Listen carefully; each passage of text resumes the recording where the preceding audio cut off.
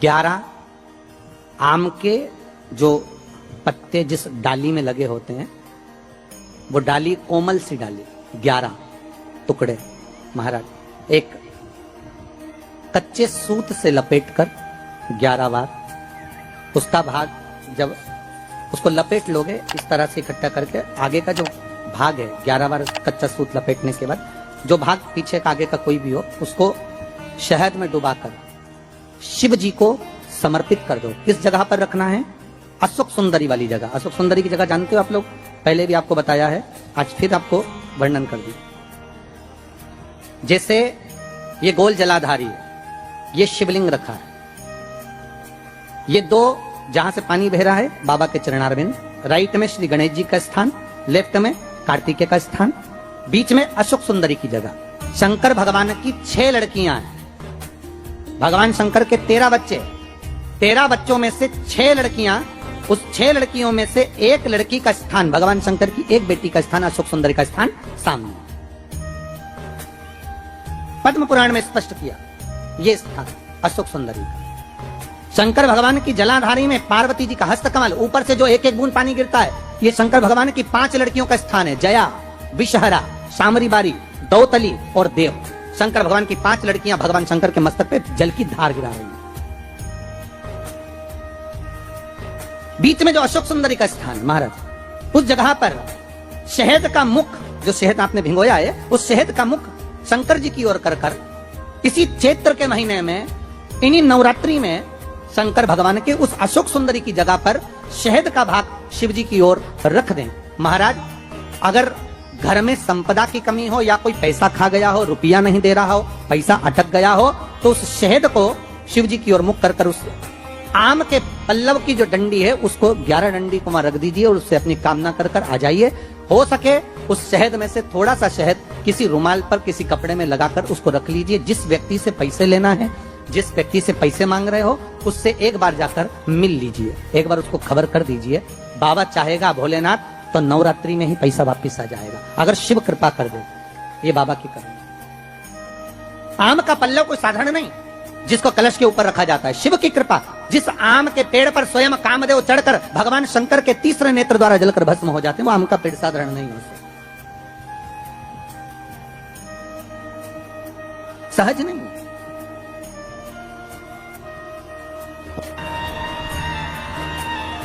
पार्वती जी ने कहा ये आपने श्रेष्ठ नहीं। पार्वती जी बोली मुझे अच्छा नहीं लगा आपने निर्णय जो दिया। क्या चाहती हो पार्वती? पार्वती जी कहती हैं आज मुझे एक वर देना पड़ेगा। बोलिए क्या वर चाहिए? भोलेनाथ मुझे वर ये चाहिए कि आज के बाद आपकी कोई परिक्रमा ही ना हो। मुझे वर दे दो कि शंकर की परिक्रमा कभी नहीं होगी।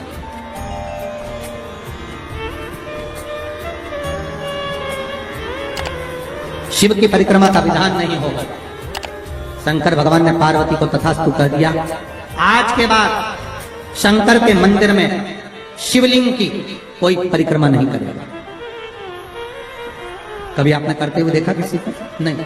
शंकर की परिक्रमा होगी तो आदि यहां से चालू होगी, वहां तक जाओगे फिर वापस आएंगे। यहां तक शिव महापुराण की कथा कहती है कि शंकर की आरती के बाद जो परिक्रमा भी होती है ना, वो भी पूरी नहीं करना चाहिए, आदि कर वापस हो जाना चाहिए। शिव की आरती के लिए कई लोग शंकर जी की आरती उतारने के बाद जब परिक्रमा करते हैं ना, आरती की थाली लेकर चारों तरफ घूमते हैं, उसको भी आधा घूमो और आधे में वापस।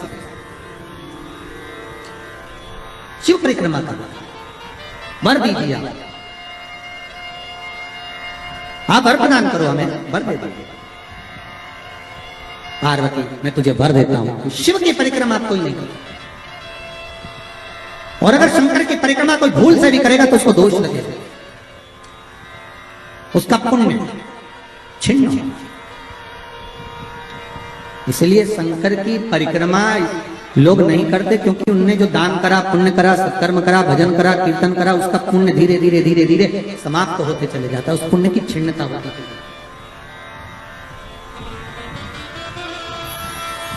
नहीं। पार्वती जी बोले प्रभु हमें मेरा निवेदन स्वीकार करेंगे? बोलो क्या बात है? पार्वती जी बोलती हैं आपने गणेश जी को प्रथम पद दिया है तो इस कार्तिकेय को भी प्रथम पद प्रदान करिए। शिव जी बोले ये नहीं हो सकता क्योंकि प्रथम पद एक ही होता है। प्रथम पद तो केवल एक होगा और वो एक पद मैंने प्रदान कर दिया। अब मैं दूसरा पद कैसे दे सकता? मैं दूसरा पद कैसे प्रदान कर सकता? मैं दूसरा पद कैसे दे सकता? पार्वती, एक काम हो सकता, बोलिए प्रभु। मैं कार्तिकेय को कुछ ऐसा बना देता हूं कि जहां पर गणेश प्रथम पद में रहेगा तो यह कार्तिकेय भी प्रथम पद में पूजा जाएगा। बना दीजिए। भगवान शंकर ने कार्तिकेय को श्रीफल का निर्माण कर दिया। स्कंद पुराण का क्या बनाया है? श्रीफल, नारियल। ये नारियल किसका प्रतिबिंब है? तो कहा ये कार्तिकेय जी का प्रतिबिंब है। किसका प्रतिबिंब है? कार्तिकेय जी का।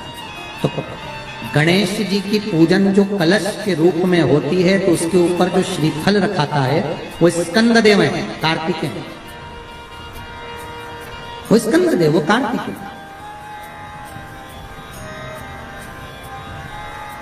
जो रखाया गया फल है वो कार्तिकेय का प्रतिबिंब है। अगर प्रथम में गणेश पूजाएगा तो ये कार्तिकेय पूजाएगा। इसलिए श्रीफल, महाराज, श्रीफल कार्तिकेय का प्रतिबिंब है। सारी 33 कोटि देवताओं की सेना का सेनापति कार्तिकेय सारे ग्रहों को शांत करने के लिए, कार्य को सिद्ध करने के लिए, कार्य की सफलता के लिए, व्यक्ति की मनोकामना पूर्ण करने के लिए कलश के ऊपर क्या रखा जाता है? जम के बोलिए, नारियल, श्रीफल रखा जाता है जो कार्य की सफलता प्रदान करता है।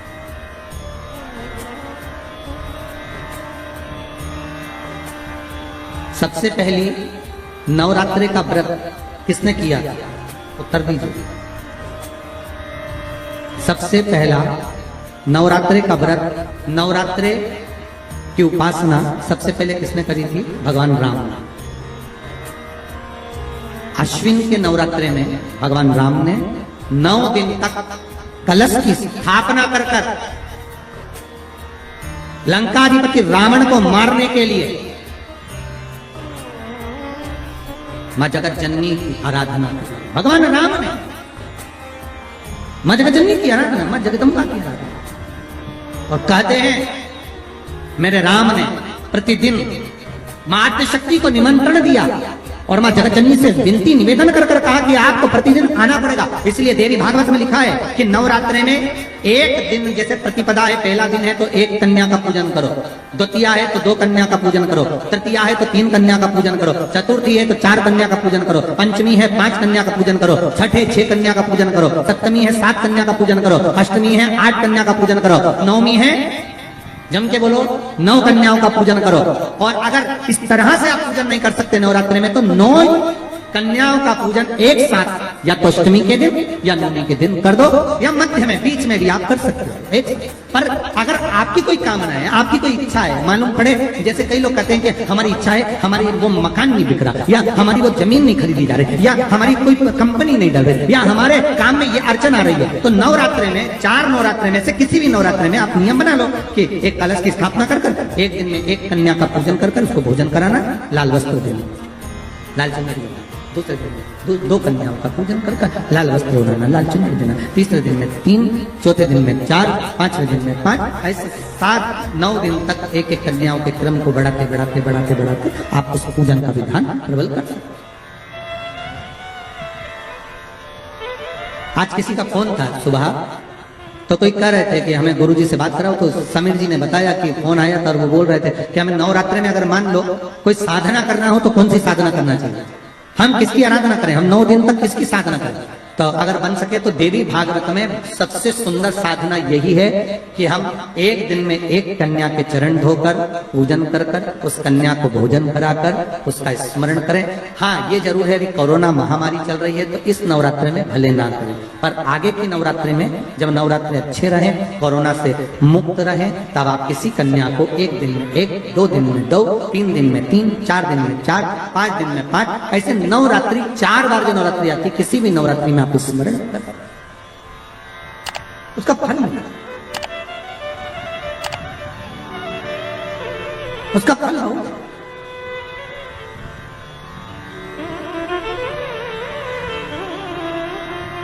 जैसे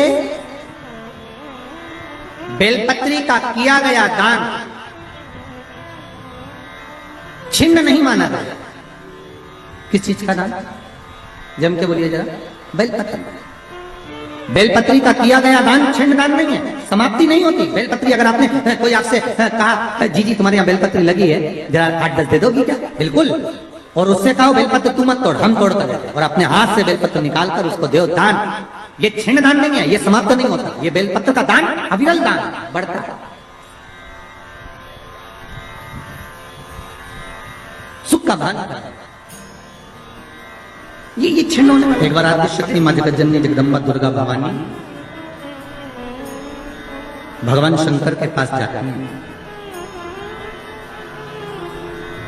और भगवान शिव से मां जगत जननी दुर्गा भवानी ने एक बात कही कि प्रभु सुनिए,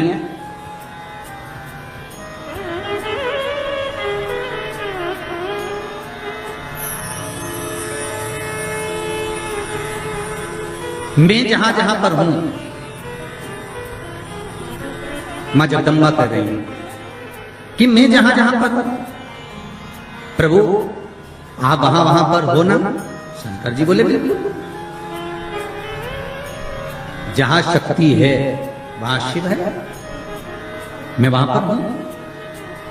तो जगत जननी जगदम्बा के मुख से निकल गया प्रभु, फिर जहां पर शिव है वहां पर भी शक्ति है, जहां शंकर है वहां स्वयं आदि शक्ति जगदम्बा पार्वती, मैं वहीं पर हूं जहां पर। शंकर भगवान ने कहा सुन पार्वती, तू जहां पर है वहां पर शंकर है। मैं विश्वास रखकर इस वचन को निश्चित कर देता हूं कि जहां पार्वती है वहां शंकर है, वहां शिव है। पर पार्वती मैं ये नहीं कह सकता कि जहां शंकर है वहां पार्वती है।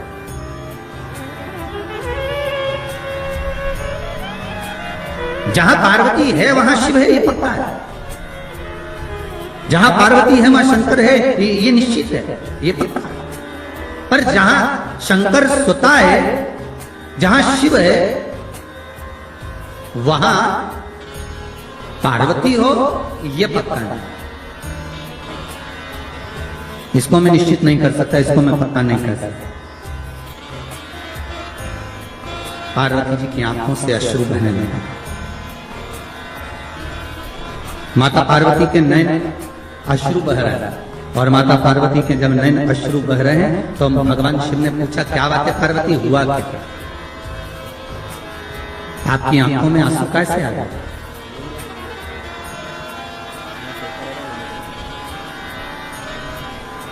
ये अश्रु क्यों आ रहा है, किस लिए?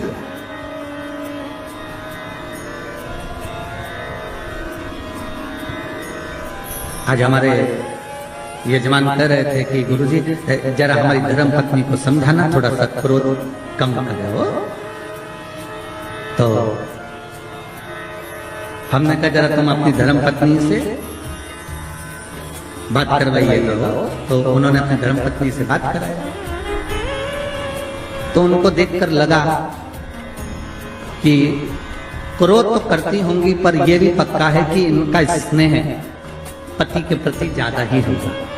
क्योंकि शिव महापुराण की कथा कहती है कि पार्वती ने शंकर भगवान से 2 वर मांगे थे काशी की भूमि में।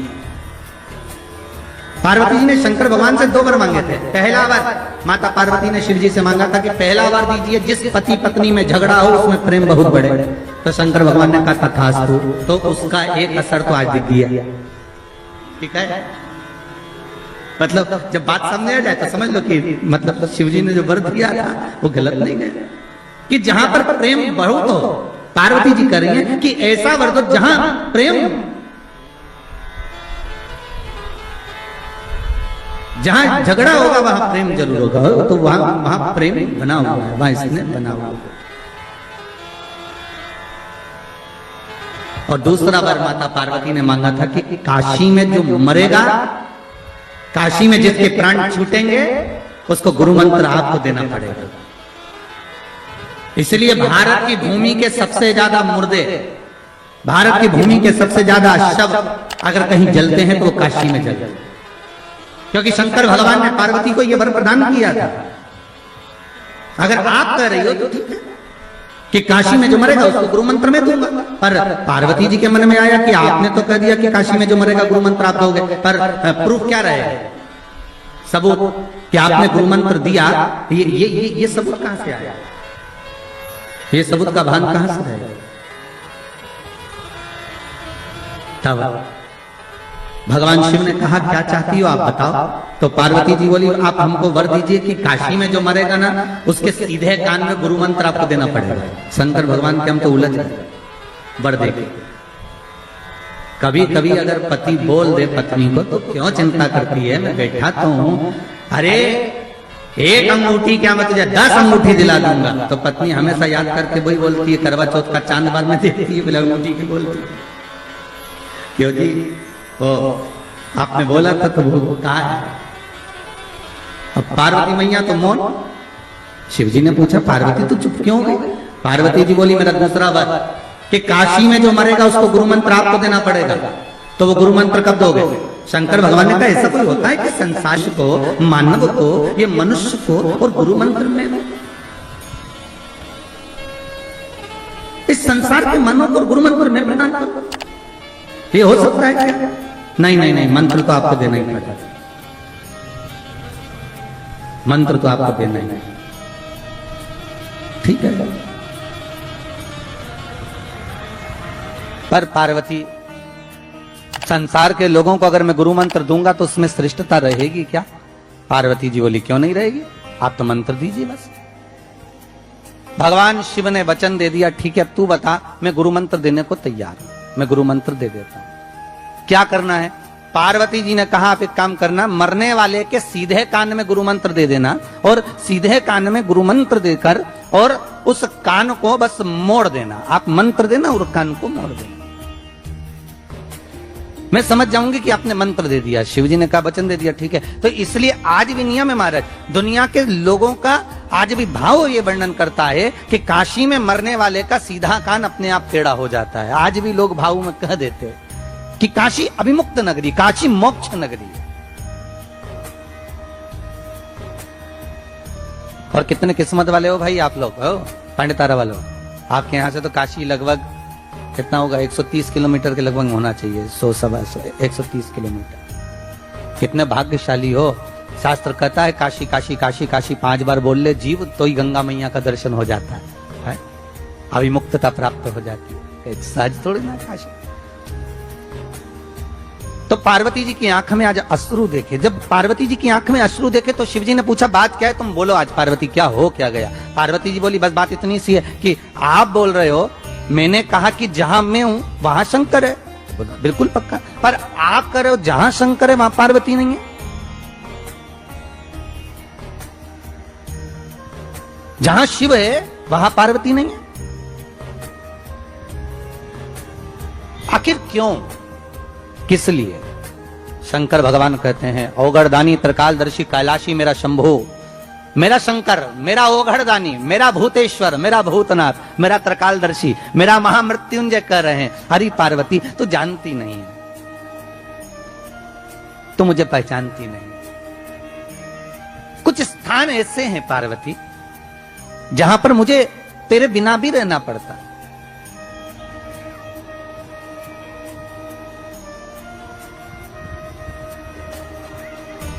पार्वती जी ने हाथ जोड़कर निवेदन करा, प्रभु कोई एक स्थान ऐसा बता दो जहां शंकर हो और शंकर के साथ आद्य शक्ति पार्वती भी हो। जैसे आप कह रहे हो कि जहां पार्वती रहेगी वहां शिव रहेगा, पर जहां शिव है वहां पार्वती हो, तो कुछ एक स्थान ऐसा बताओ।